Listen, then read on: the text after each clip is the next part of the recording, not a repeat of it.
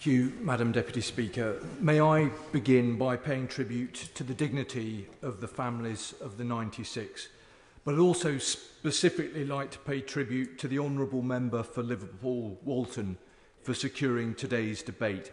And can I also thank my Right Honourable friend, the Member for Lee, and the Right Honourable Member for Garston, and many other colleagues for the tenacious way that they have pursued the release over these files over many years now.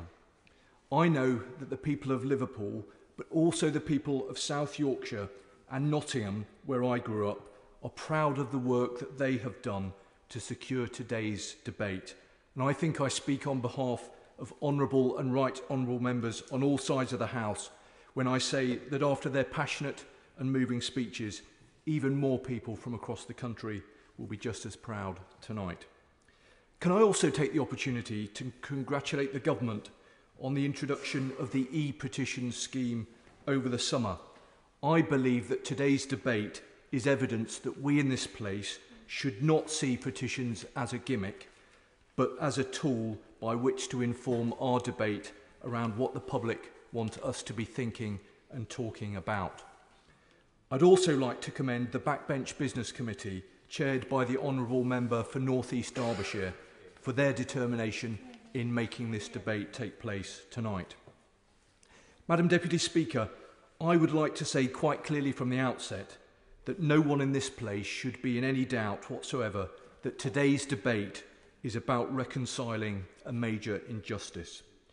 What happened at Hillsborough was a tragedy first and foremost for the families, but also for the great city of Liverpool, a city that has come together and shown a unique solidarity over the last 2 decades that should be recognised by all in this place. But it was also a tragedy for our police, our politicians and our media.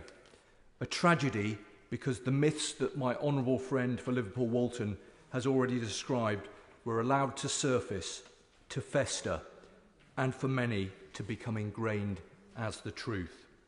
Today in this House we have the chance to put that right.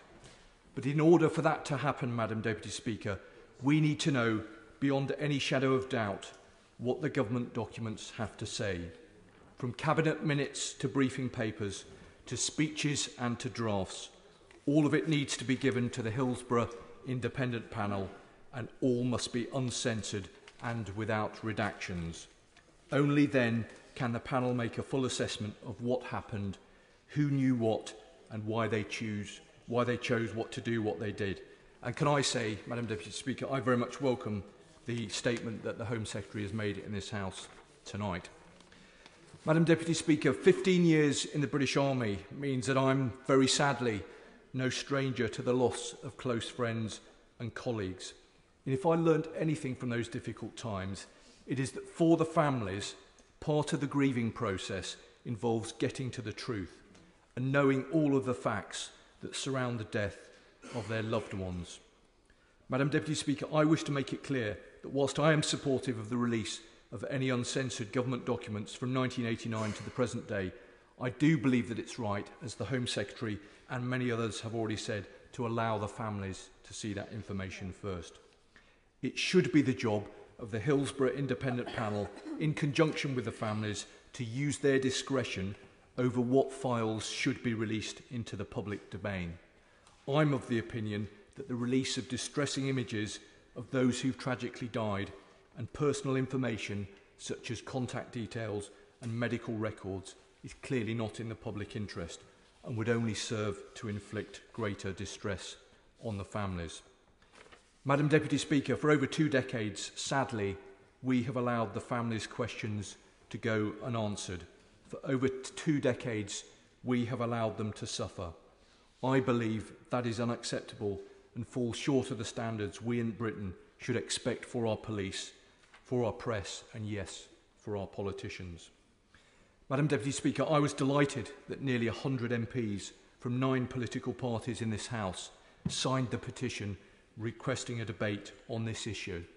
It showed the public that we understood the depth of feeling, and my hope is that it shows the families that we are, as a Parliament, finally serious about securing justice and clearing the names of those who tragically died.